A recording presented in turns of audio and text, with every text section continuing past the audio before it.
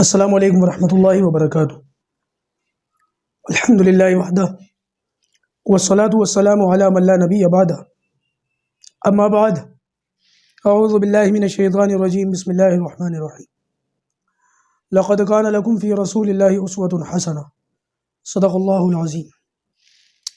اللہم صلی علی محمد وعلی آل محمد کما صلیت علی ابراہیم وعلی آل ابراہیم انک حمید مجید۔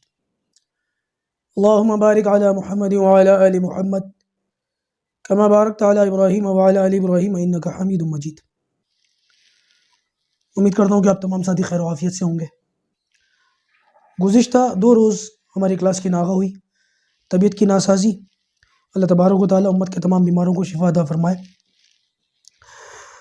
گزشتہ نشست میں بات یہاں تک پہنچی تھی کہ اسماعیل علیہ السلام کی اولاد کو ادب و احترام کی نظر سے دیکھا جاتا تھا، لیکن انتظامی معاملات میں قبیلہ بنو جرہم کے لوگوں کو بہت اعلیٰ اور افضل سمجھا جاتا تھا۔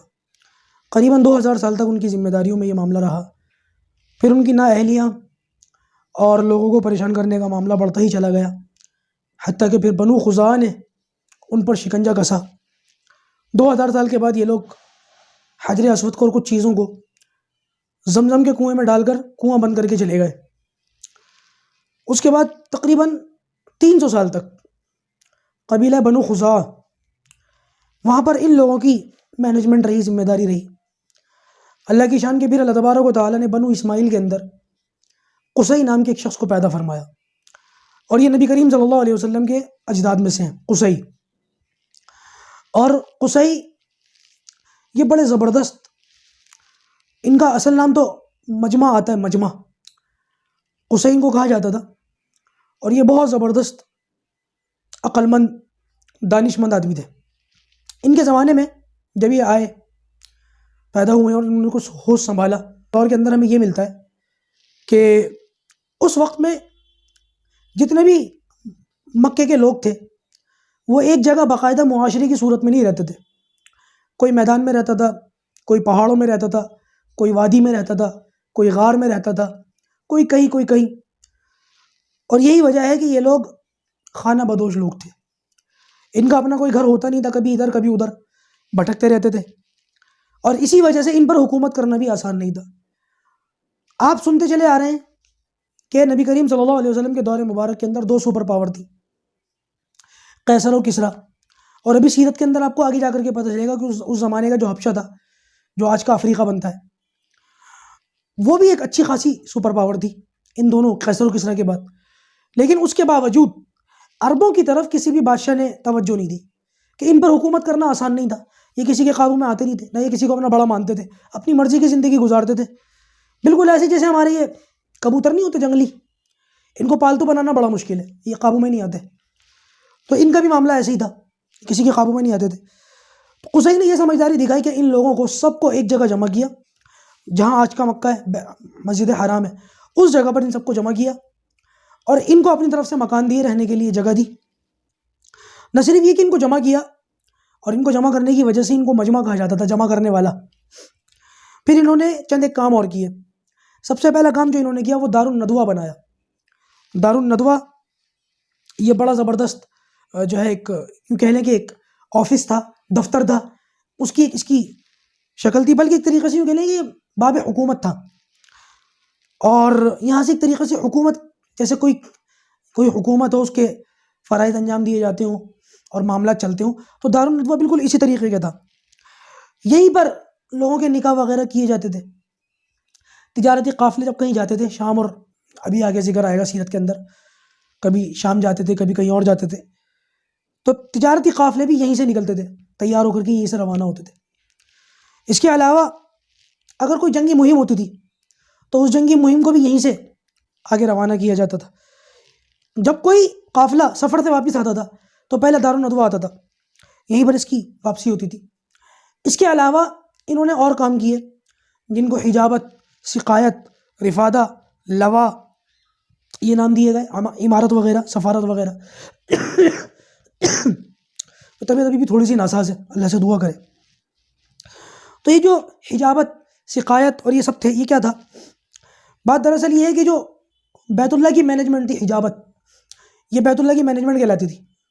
بیت اللہ کے لیے جو کچھ بھی دنیا بھر سے یا کہیں سے بھی کچھ پیسہ وغیرہ آتا تھا تو اس کام کو حجابت کہتے تھے کہ یہ پیسہ بیت اللہ کے لیے آیا ہے، یہ مال بیت اللہ کے لیے آیا ہے، یہ چیز بیت اللہ کے لیے آئی ہے. اور اس کو بیت اللہ کی تعمیر میں یا اس کی خوبصورتی میں، حسن و جمال میں، اس کے لیے اس کو کیا جاتا تھا، جو اس کا بیت اللہ کا پردہ وغیرہ ہوتا اس کے لیے. اس کے علاوہ سقایت، یعنی کہ لوگوں کو پانی وغیرہ پلانا، اور باہر سے آنے والوں، کیونکہ اس زمانے میں، بلکہ آج بھی عرب کے اندر کوئی ندی ودی تو ہے نہیں، نہ کوئی گنگا جمنا کا وہاں پر حساب ہے. حالانکہ عرب جغرافیائی اعتبار سے تین طرف سے پانی میں گھرا ہوا ہے، بالکل ویسے ہی جیسے ہمارا ہندوستان تین طرف سے پانی میں گھرا ہوا ہے. لیکن ہندوستان کے اندر اللہ تبارک و تعالیٰ کا نظام ہے 10 مہان ندیاں.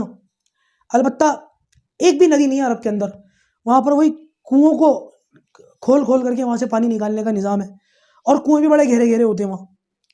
تو ان لوگوں کا نظام یہ تھا کہ باقاعدہ حوض بنائے جاتے تھے، اور کنووں سے پانی کھینچ کر کے ان حوضوں میں انڈیلا جاتا تھا، باقاعدہ اسٹور کر کے رکھا جاتا تھا پانی، اور پھر اس میں کشمش اور کھجوریں ڈال کر ان پانیوں کو میٹھا کیا جاتا تھا تاکہ باہر سے آنے والوں کو میٹھا پانی پلایا جائے. تو یہ سقایت تھی. اور ایک رفادہ تھا. رفادہ یعنی کہ حاجیوں کو اور باہر سے آنے والوں کو کچھ کھانا وغیرہ بنا کر کے کھلایا جائے.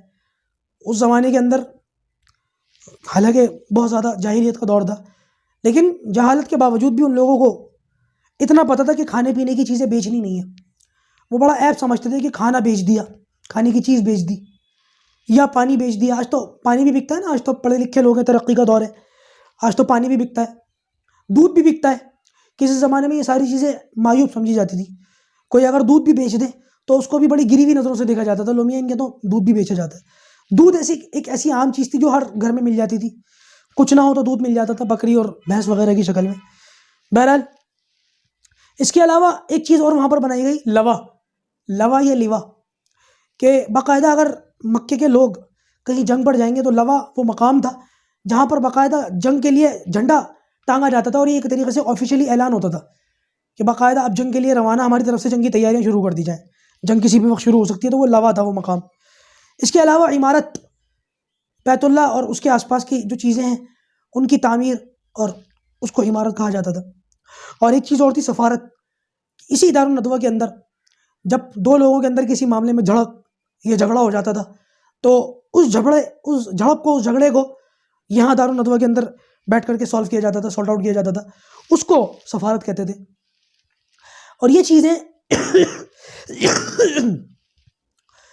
قصی کے دم قدم سے وجود میں آئیں، انہی کی کوششوں سے. حالانکہ میں نے آپ کو بتایا کہ قصی سے پہلے ان کا معاشرے کا کیا حال تھا. کوئی کہیں پڑا ہوا ہے، کوئی کہیں پڑا ہوا ہے، اور کوئی ایک منٹ میں بھی، ایک لمحے کے لیے بھی ایک دوسرے کو پوچھنے بھی نہیں آتا تھا. لیکن باقاعدہ انہوں نے معاشرت کی شکل دی، لوگوں کو جمع کیا. اور یہ چیزیں ہمیں خلافت عثمانیہ تک تو دیکھنے کو ملی ہیں. آج بھی اس کے آثار ملتے ہیں. اگر آپ لوگ حج کرنے کے لیے جائیں، عمرہ کرنے کے لیے جائیں، تو آپ مسجد حرام بھی دیکھیں گے اور مسجد نبوی بھی دیکھیں گے. حرمین شریفین ان دونوں کو کہا جاتا ہے. اور حرمین شریفین کے اندر آج بھی ترکوں کی ہمیں وہ چیزیں نظر آئیں گی جو ترکوں نے بڑے زبردست طریقے سے کی تھی. حالانکہ یہاں پر میں تھوڑا سا تاریخی اعتبار سے کچھ باتیں رکھوں گا. مکمل تاریخ بیان کرنا تو خیر پاسبل نہیں ہے، کیونکہ نہ اس کا موقع ہے اور نہ ہمارا یہ موضوع ہے. کسی اور موقع پہ انشاءاللہ اس کو دیکھیں گے. لیکن انگریزوں نے وہی کام ترکوں اور عربوں کے بیچ میں کیا جو ہندوستان کے اندر انہوں نے ہندو مسلمانوں کے بیچ میں کیا. ایک دوسرے کے خلاف ورغلایا، ڈیوائڈ اینڈ رول والا اس پالیسی کو اختیار کیا. یہی پالیسی جب خلافت عثمانیہ چل رہی تھی اور یونائٹڈ عرب، جو آج یونائٹڈ عرب ایمریٹس کہا جاتا ہے اس کو، پہلے صرف ایک خطہ تھا عرب کا. اب تو حالت یہ ہے کہ وہ قطر الگ، عمان الگ، اور یمن الگ، اور دبئی الگ، اور پتہ نہیں وہ 7-8 ملوک بنا دیے، اور عربوں کو اس کے حصے بکھرے کر دیے، اس کے پرکھچے اڑا دیے، بہت بری طریقے سے اس کو بانٹا ہے. اور یہ چیز پہلے نہیں تھی، ترکوں کے دور میں نہیں تھی. اللہ تبارک و تعالیٰ نے ترکوں سے بڑا کام لیا، اور ان کی طبیعتوں کے اندر بڑا ادب، بڑا احترام ان مقامات کا. آج بھی اگر آپ ان کی وہ چیزیں جا کر کے دیکھیں گے جو انہوں نے بنائی ہیں ترکوں نے، کیونکہ ان کو باقی رکھا گیا ہے. حالانکہ انگریزوں نے عربوں کو بڑا بہکایا کہ نبی تمہارے درمیان میں آئے تھے، قرآن تمہاری زبان میں، بیت اللہ تبارک و تعالیٰ نے تمہاری پاسبانی میں دیا تھا، یہ ترک پتہ نہیں کہاں سے آ گئے تم پر حکومت کر رہے ہیں. عربوں کو ایسا ورغلایا کہ باقاعدہ ترک اور عرب کے بیچ میں کئی سال رسہ کشی رہی، خستہ حالی رہی۔ بالآخر ترکوں نے وہ جو چیزیں تعمیر کی تھی، بنائی تھی، اس شرط کے اوپر بیت اللہ کی پاسبانی عربوں کو دی کہ ہم تم سے لڑائی نہیں کریں گے، یہ سب چیزیں تم رکھ لو، بس صرف ایک شرط ہے کہ جو کچھ بھی ہماری یہاں پر چیزیں بنائی ہیں، ہم نے تعمیرات کی ہیں، ان تعمیرات کو ڈیمولش نہیں کیا جائے گا، ختم نہیں کیا جائے گا، باقی رکھا جائے گا۔ حالانکہ یہ میں نے بہت مختصر کر کے بہت چند لفظوں میں آپ کو یہ سامنے بیان کی ہے، یہ بہت بڑی تاریخ کا حصہ ہے کہ انگریزوں نے کس طریقے سے اپنی نحوست وہاں پر بھی جا کر کے دکھائی۔ اور وہ کسی نے کہا ہے نا کہ گوری چمڑی والے جو ہے وہ بہت خطرناک ہوتے ہیں، اور جہاں پر بھی جاتے ہیں کھانا خراب اور بیڑا غرقی کرتے ہیں۔ تو دنیا کے جس خطے میں یہ قوم گئی ہے وہاں انہوں نے ڈونگا ویرانی کرا ہے ہر چیز کا۔ یہاں آئے تو آج ہندوستان کے اندر بھی آپ حالات دیکھ لیں، ہندوستان الگ ہے، بنگلہ دیش الگ ہے، پاکستان الگ ہے، اور نہ جانے کون کون سے ملوک ہیں جو ہندوستان سے الگ ہوئے، اور وہ انگریزوں کی ہی نحوست ہے، ورنہ 700-800 سال ہندوستان کے اوپر مسلمانوں کی حکومت رہی، کبھی مسلمانوں کے جو ہے ہندوستان کے حصے پر بچے نہیں ہوئے، حصے برقے نہیں ہوئے اور پرکھچے نہیں اڑے۔ لیکن انگریز جب یہاں سے گیا تو یہاں سے جانے کے بعد یہاں پر اس طریقے کے معاملات اور ایسے آثار چھوڑ کر کے گیا کہ ہم تو چلے جائیں لیکن ہمارے جانے کے بعد بھی سینکڑوں سال تک یہ لوگ ذہنی طور پر ہمارے غلام رہے، اور وہ ہے آج بھی 75 سال ہونے کے بعد بھی نظام انگریزوں کا ہی ہے، نظام ہمارا اپنا تو نہیں ہے، چاہے وہ غیر مسلم ہی کیوں نہ ہو۔ غیر مسلم ہندوستان کے اندر اکثریت غیر مسلموں کی ہے، لیکن آپ یہ دیکھیں کہ نظام کس کا ہے، سارا کا سارا وہی نظام ہے۔ آپ پاکستان کے اندر دیکھ لیں، وہاں پر وہ کہنے کو اسلامی ریاست ہے، اور وہاں کہنے والے یوں کہتے ہیں کہ لا الہ الا اللہ، پاکستان کا مطلب کیا؟ لا الہ الا اللہ۔ اور پھر کئی لوگوں سے ہم یہ سنتے بھی ہیں، کتابوں کے اندر بھی پڑھتے ہیں کہ مدینہ کے بعد دوسری سب سے بڑی ریاست جو اسلام کے نام پر بنی وہ پاکستان ہے، لیکن آپ دیکھیں کہ سود کا نظام وہاں پر ہے یا نہیں آج بھی؟ کبھی بھی 4-6 خواتین سڑک پر اتر کے برقع اور دوپٹہ سر پہ سے اتار کے میرا جسم اور میری مرضی کے نعرے لگانے شروع کر دیتی ہیں، اور پورن واچنگ اس کے اندر نمبر 1 پر وہ ملک آتا ہے۔ لیکن آپ یہ دیکھیں کہ انگریز چلے گئے، لیکن اس خطے میں، اس ایشیا کے اندر، ہند و پاک کے اندر آج بھی ان کی نحوست باقی ہے۔ تو لہٰذا وہاں پر بھی انہوں نے یہی کام کر کے دکھایا۔ ترکوں اور عربوں کے درمیان آج تک یہ خلفشار باقی ہے۔ آج بھی آپ سنتے ہوں گے کہ 2023 میں ترکی کا جو معاہدہ لوزانہ وہ ختم ہو جائے گا اور وہ پھر خود مختار ہو جائے گا، اور یہی وجہ ہے کہ یہ بار بار چونچ مار رہا ہے عربوں کے کہ اگر یہ خود مختار ہو گئے اور یہ کھڑے ہو گئے تو پھر یہ جو جس طریقے سے تم نے ان کو نکالا تھا اور بیت اللہ کی پاسبانی اور ان کی تعمیرات وغیرہ تھی اور انہوں نے تمہارے ہینڈ اوور کر دی تھی، اور آج عربوں کا کیا معاملہ ہے یہ سب ہمارے سامنے، تو بہت ممکن ہے ترکوں کو غیرت ہے اور وہ سارے معاملات چلیں تو وہ آج بھی ڈینگے مارتا رہتا ہے، ٹھونگے لگاتا رہتا ہے کہ نہیں اپنے حق کے لیے لڑنا، اور تاکہ وہ مسلمان ایک دوسرے کے دشمن رہیں۔ بہرحال خلافت عثمانیہ کا یہ بڑا معاملہ تھا، اور یہ ان کی بہت بڑی خوبی تھی کہ بیت اللہ کے اندر بھی اور مسجد نبوی کے اندر بھی انہوں نے جو تعمیرات کی وہ بڑی خوبصورت ہیں، بڑی شاندار ہیں، وہ تعمیرات آج تک باقی ہیں، اور اس انداز میں انہوں نے وہ تعمیر کی ہیں کہ اگر کوئی شخص کسی بہترین گائیڈ کے ساتھ وہاں جائے تو وہاں جا کر کے دنگ اور حیران رہ جاتا ہے۔ ویسے اگر آپ کھلی آنکھوں سے دیکھیں گے تو آپ کو خوبصورتی اور دلکش نظارے محسوس ہوں گے، لیکن اگر آپ ڈیپ میں جائیں گے اور اس کی تعبیرات میں جائیں گے پھر آپ کو احساس ہوگا کہ واقعی کتنی زبردست چیزیں انہوں نے تیار کی۔ میں مثال کے طور پر 1-2 چیزیں بتا دیتا ہوں۔ نمبر 1، حضرت ام ہانی کا گھر، اور یہ وہی گھر ہے جہاں پر نبی کریم صلی اللہ علیہ وسلم کئی مرتبہ تشریف لے جاتے تھے، اور آپ صلی اللہ علیہ وسلم کا ایک مرتبہ چارپائی پر لیٹنا اور آپ کا پسینہ مبارک کا بہنا، اور ام ہانی کا آپ صلی اللہ علیہ وسلم کے پسینہ مبارک کو ایک شیشی کے اندر جمع کرنا اور آپ کی آنکھ کھل جانا، بڑا مشہور واقعہ ہے۔ آپ نے پوچھا کیا کر رہی ہو؟ کہ یا رسول اللہ آپ کا پسینہ مبارک جمع کر رہی ہوں، اس میں سے خوشبو آتی ہے، میں اسے خوشبو کے طور پر، جیسے عطر ہم استعمال کرتے ہیں، میں اسے خوشبو کی طرح استعمال کرتی ہوں۔ اور آپ صلی اللہ علیہ وسلم اسی ام ہانی کے گھر سے معراج کی رات میں تشریف لے کر یہاں آپ نے کئی بار ایک طریقے سے یوں کہنے کہ اللہ تبارک و تعالیٰ کی عبادت بھی کی ہے، اور یہ جو ام ہانی کا گھر ہے جہاں پر اللہ کے رسول کھڑے ہو کر نماز پڑھتے تھے، جب مطاف بڑا ہے جہاں پر وہ طواف کرتے ہیں نا، گھومنے کی جگہ جو ہے مطاف، اس گھومنے کی جگہ کو اب بڑا کر دیا گیا ہے پچھلے 2-4 سال پہلے، لاک ڈاؤن سے پہلے، کورونا سے پہلے۔